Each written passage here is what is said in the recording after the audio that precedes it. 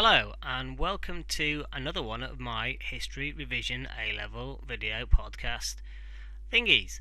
This one is on 1945 to 51 society, but mainly focusing on the Beveridge Report and quote-unquote New Jerusalem.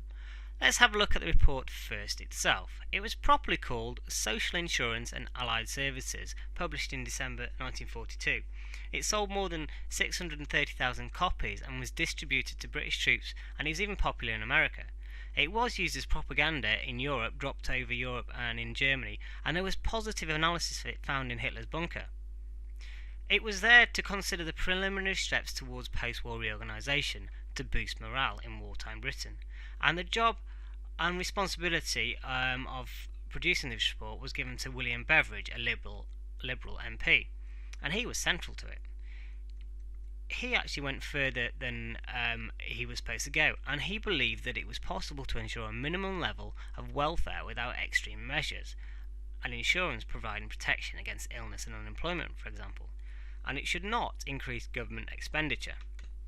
The term "from the cradle to the grave" became used to describe the report's scale of provision, and it outlined three principles for social security: A. Family allowances, B. NHS, and C. Full employment.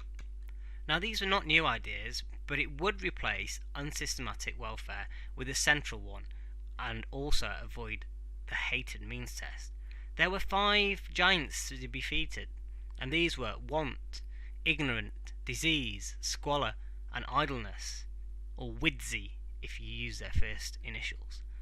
The report pointed towards a welfare state, which was a term that had been used 10 years before, but increasingly so during the war. Ironically, Beveridge is not a socialist, and he lost his seat in the 1945 election. So what were the party's response to the report? Well, they all accepted the report's basic objectives. Labour Party, unsurprisingly, were the most eager. Churchill did not see the report as socialist, and his reluctance to put it in practice was seen as cost-based, not based on principle. For example, the Education Act had already been put into force by Rab Butler, which was a tripartite system, including 11 plus and free education. The 1945 caretaker government set up Family Allowances Act, and it had already been brought in so that you could get weekly payment of 25p for every child after the first. So the Conservatives were already going along that line. However, they were not, as I said, as eager as Labour. Attlee's government and the report. Initially, they needed to maintain the coalition, so there was muted support whilst the wartime coalition was still going on. But when they won the 1945 election and they were in power, they used the report as a blueprint for social reconstruction. The Beveridge report was very close to their plans anyway. Beveridge did not believe in state planning, and Labour did.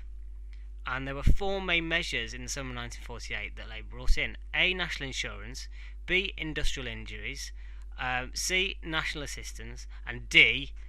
the National Health Service, which were available to every citizen. This is social reconstruction.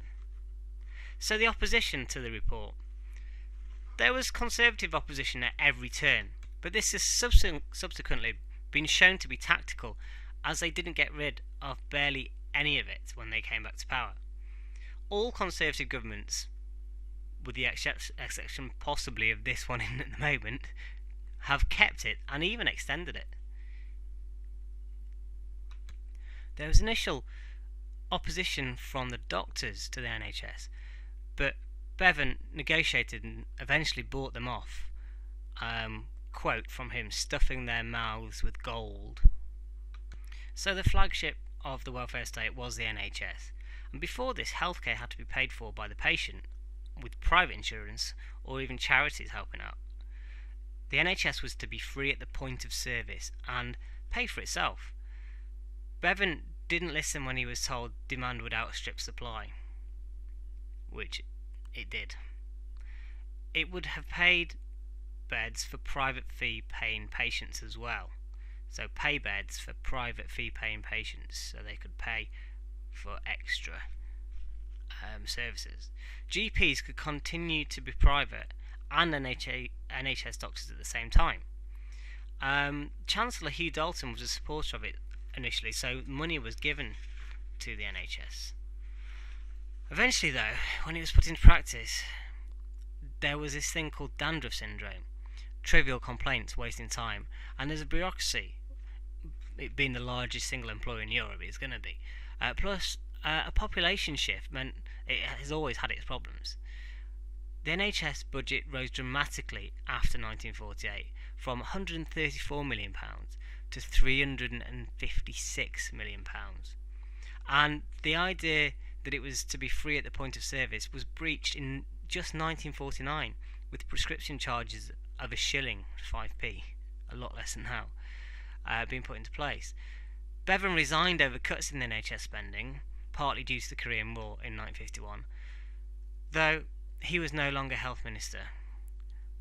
But that was the origination of the Bevan-Gaitskell split. In housing, Bevan was also responsible, but he was more interested in putting emphasis on the NHS. And even though there are hundreds of thousands of houses destroyed in the Blitz, there were still other people in slums. 750,000 houses needed to be built according to a white paper of March 1945, and Bevan promised 5 million in quick time. However, after the war, raw materials were in real short supply, and that number of 750,000 was not reached, partly due to bureaucracy as well. There were 1 million houses built by 1951.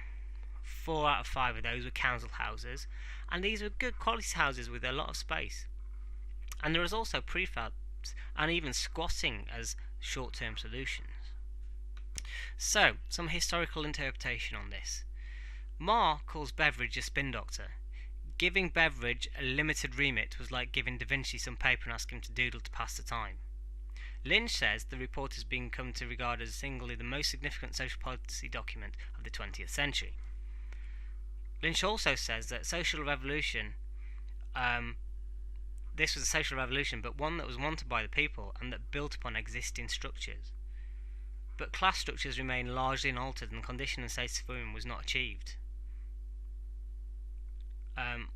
Lynch also calls it the high point of liberalism. The NHS helped the middle classes more than the poorest, especially after prescription charges, is something else that Lynch states. Labour called this social reconstruction, and Bevan tried to make it non-political. Churchill thought Beveridge had fostered a dangerous optimism out of step with the hard facts of life. Jeremy Seabrook and Trevor Blackwell argued that Labour weren't radical. The right argued Labour should have spent more money on industrial reorganisation rather than the welfare state. Ken Morgan argues that Attlee's government were the most efficient Labour government and possibly the most efficient government of all time. Chris Rose says Churchill was only against certain parts of the report, not all of it. Some on the Labour left thought it did not go far enough, that it should nationalise all hospitals. And some on the Labour left thought Attlee's government had missed opportunities to go even further and reach real equality. For example, D. Coates said power had not fundamentally shifted between the classes. Peter Hennessy regarded the Attlee government as a foundation stone for all that is best about post-war Britain. And even Nigel Lawson, the Chancellor in the 80s, gives Attlee some credit. Corelli Barnett argues that it was a mistaken policy that led to nanny statism. Right, thank you very much for listening. I'll be back again with the 1951 election victory for the Conservatives. Goodbye.